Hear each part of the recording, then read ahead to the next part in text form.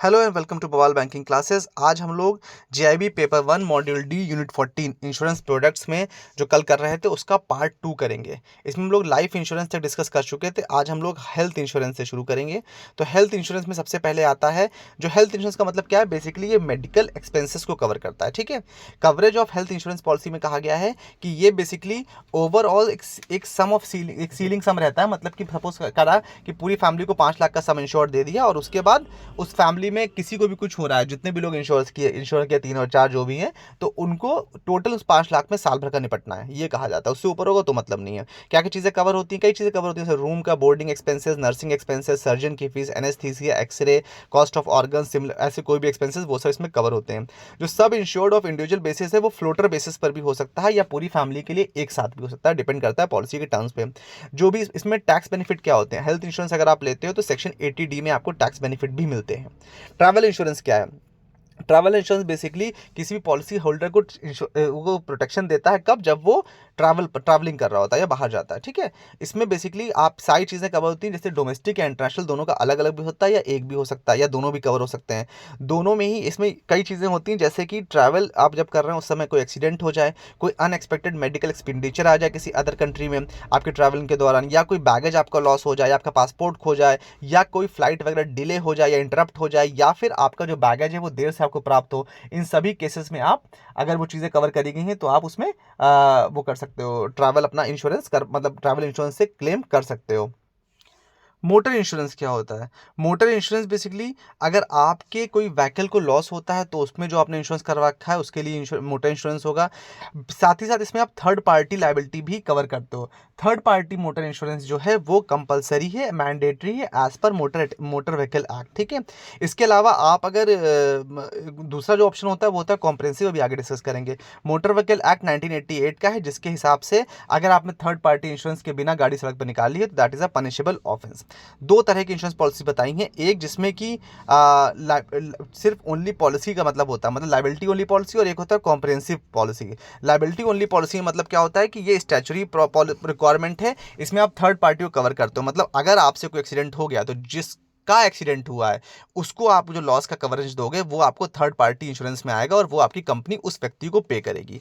Comprehensive policy में क्या होता है कि आप ओनली पॉलिसी, मतलब अगले को भी लॉस का दोगे और आपकी गाड़ी में जो चोट आई है वो भी आप रिकवर करोगे किससे? Insurance policy. इसको ओन डैमेज कवर भी कहा जाता है। मोटर इंश्योरेंस में क्या क्या इंक्लूड होता है? फायर एक्सप्लोजन, सेल्फ इंक्लीजन, बर्गलरी मतलब चोरी हो जाना, राइट स्ट्राइक, अर्थक्वेक, कोई टेररिज्म एक्ट, कोई भी अगर आप अपनी गाड़ी को कहीं बाय रोड, बाय ट्रेन या इनलैंड वाटरवेज मतलब बाय शिप वगैरह with in the country territory कहीं आप उसको कर रहे हो, ट्रैवल मतलब भेज रहे हो या मंगा रहे हो, तो वो सब चीज़ें इसमें कवर होती है मोटर इंश्योरेंस में। थर्ड पार्टी में क्या होता है? थर्ड पार्टी लायबिलिटी इंश्योरेंस जो ये मैंडेटरी है सभी व्हीकल्स के लिए। सबसे खास बात यह है कि एक सर्टिफिकेट ऑफ इंश्योरेंस दिया जाता है, मोटर व्हीकल एक्ट के अंतर्गत एक सर्टिफिकेट ऑफ इंश्योरेंस दिया जाता है जिनका इंश्योरेंस हो जाता है। ये सेपरेट सर्टिफिकेट सिर्फ और सिर्फ मोटर व्हीकल इंश्योरेंस में ही एप्लीकेबल, बाकियों में नहीं है। ठीक है, प्रॉपर्टी इंश्योरेंस क्या है? किसी भी बिल्डिंग, मशीनरी, स्टॉक आदि का अगर फायर या किसी अन्य बरगली या और कोई डेंजर यानी पेरिल से अगर बचाना है तो उसके लिए प्रॉपर्टी इंश्योरेंस कराया जाता है। जो प्रॉपर्टी इंश्योरेंस होता है वो जैसे मरीन कार्गो इंश्योरेंस भी एक प्रॉपर्टी इंश्योरेंस एक तरह है, जिसमें जो चीज़ें हैं, जो गुड्स हैं, वो एक कंट्री से दूसरी कंट्री जा रहे हैं। हल्स ऑफ शिप मतलब जो शिपिंग कंपनीज होती हैं उनके शिप्स होते हैं, मर्चेंट व्हीकल्स जो होते हैं या वेसल्स जो होते हैं, सॉरी व्हीकल्स नहीं वेसल्स, जो मर्चेंट वेसल्स होते हैं उनके हल्स यानी उनकी बॉडी को भी इंश्योर किया जाता है, जिसको बोलते हैं मशीन हल इंश्योरेंस। जैसे गाड़ी का इंश्योरेंस था उसी तरह से हल ऑफ शिप्स भी इंश्योर्ड होते हैं। हल का मतलब होता है body basically. Aviation insurance policy होती है जो कि हवाई जहाज के लिए यूज होती है। फायर इंश्योरेंस क्या है? फायर इंश्योरेंस जो क्या है, ये अलग अलग टाइप्स की जो प्रॉपर्टीज होती हैं उनका फायर इंश्योरेंस किया जाता है, जैसे कि ड्वेलिंग्स यानी कि जो मकान वगैरह मतलब ड्वेलिंग यूनिट्स बोलते हैं उनको, ऑफिस, शॉप्स, हॉस्पिटल्स, मंदिर, मस्जिद, ये सब जगहों पर जो इनका फायर इंश्योरेंस किया जाता है। बलगरी इंश्योरेंस क्या है? बलगरी इंश्योरेंस का मतलब ये है कोई भी बिजनेस या एंटरप्राइज हो या रेजिडेंशियल हाउस हो, उसका बलगली यानी बलगली का मतलब होता है चोरी, उसका इंश्योरेंस कवर क्या क्या होता है? इसमें जो भी प्रॉपर्टी होती है उसकी जो स्टॉक्स, जो गुड्स उसके अंदर रखे होते हैं प्रॉपर्टी के, वो सब इसमें कवर होते हैं। कोई कैश वैल्यूएबल्स, कोई सिक्योरिटीज अगर लॉक्ड सेफ और कैश बॉक्स में है तो वो इसमें कवर होती है। कोई पर्सन अगर स्पेसिफिकली रिक्वेस्ट करता है तभी जो डैमेज होगा उस हाउस को या प्रीमाइसेस को या ऑफिस को वो रिकवर कराया जाता है इसमें इंश्योरेंस पॉलिसी में। जो भी सम इंश्योर्ड है अगर वो एडिकेट नहीं है, पॉलिसी केवल तो पॉलिसी क्या करेगी? प्रोपोर्शनेट लॉस देगी। जो हमने राजेश वाले इंश्योरेंस वाले लास्ट वीडियो में पढ़ा था ना एग्जाम्पल, कि अगर 10 लाख की आपकी प्रॉपर्टी की कीमत है, आपने केवल 8 ही लाख का इंश्योरेंस करवाया और बाद में लॉस 6 लाख का हुआ तो पूरा 6 लाख नहीं मिलेगा, 10 का 8 मतलब कि 80% है ना, आपको 6 लाख में से 80% ही रिकवर कराया जाएगा, मतलब 4,80,000 ही मिलेगा, बाकी नहीं मिलेगा। मरीन कार्गो इंश्योरेंस क्या है? जो भी गुड्स जो ट्रांजिट किए जाते हैं for the purpose of cell purchase या एक्सपोर्ट इंपोर्ट के लिए, वो वाटर एयर या रोड या कहीं से भी जा रहे हैं तो उसमें मरीन कार्गो इंश्योरेंस इन्वॉल्व होता है। मतलब कि जो भी उस कार्गो में इंटरेस्टेड है, मतलब जिसने परचेज किया है, जो बेच रहा है, भाई दोनों लोग इंटरेस्टेड हैं, तो जब तक पैसा नहीं आया तब तक तो बेचने वाले की भी जिम्मेदारी बनी है, तो वो उसका इंश्योरेंस करवाते हैं और हिसाब से वो ओनरशिप ट्रांसफर होने पर इंश्योरेंस भी ट्रांसफर हो जाता है। सब बिल ऑफ लीडिंग वगैरह में मेंशन रहता है, bill of leading, letter of exchange, जिसे हम लोग पढ़ चुके हैं ऑलरेडी प्रीवियस वीडियोस में।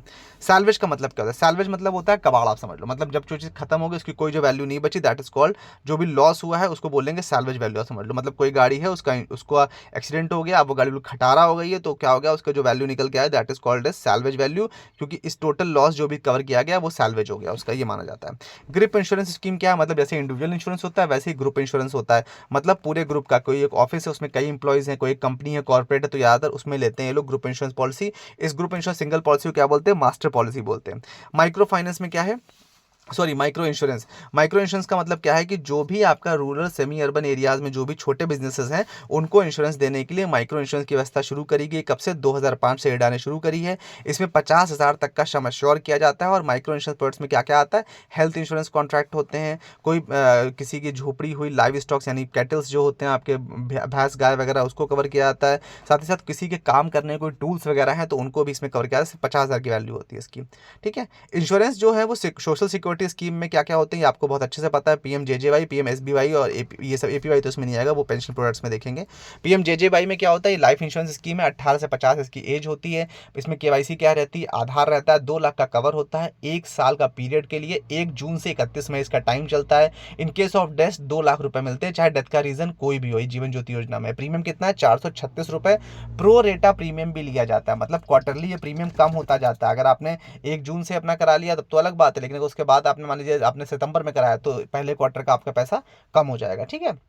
इसीलिए कहा गया है प्रो रेटा बेसिस। पीएमएसबीवाई नहीं, प्रधानमंत्री सुरक्षा बीमा योजना जो होता है, ये 18-70 साल के लिए, ये एक्सीडेंट इंश्योरेंस है। मतलब इस एज ब्रैकेट में अगर एक्सीडेंट से डेथ होगी तो इसका 2 लाख रुपए मिलता है। आधार इसमें प्राइमरी केवाईसी है। अगर फुल डिसेबिलिटी मिल जाती है तो फिर 2 लाख रुपए मिलेगा, और पार्शियल डिसेबिलिटी है तो 1 लाख रुपए मिलेगा। फुल और पार्शियल डिसेबिलिटी का क्या मतलब? फुल डिसेबिलिटी मतलब है दोनों पैर या दोनों आंखें, दोनों पैर या दोनों हाथ खराब हो जाना, और पार्शियल डिसेबिलिटी में एक आंख, एक पैर और एक हाथ का लॉस हो जाना। प्रीमियम कितनी है इसकी? 20 रुपए, उसकी 436, इसकी 20 रुपए। बैंक इंश्योरेंस बहुत सिंपल चीज है। बैंक और इंश्योरेंस कंपनी जब मिल करके प्रोडक्ट सेलिंग कर शुरू करती है, that is called as bank insurance, आप सबको पता है। बैंक इंश्योरेंस 1980 में फ्रांस से शुरू हुआ था, इंडिया में सन 2000 में आया है, जब इंडिया ने एक नोटिफिकेशन दिया बीआर एक्ट में, बैंक इंश्योरेंस एक्ट में, कि आप लोग की बैंक्स को बोला कि आप लोग भी इंश्योरेंस डिस्ट्रीब्यूशन का बिजनेस शुरू कर सकते हैं। With this we have come to end. I hope you like the session. Do like, share, subscribe and don't forget to give us a genuine feedback. Thank you so much for your valuable time.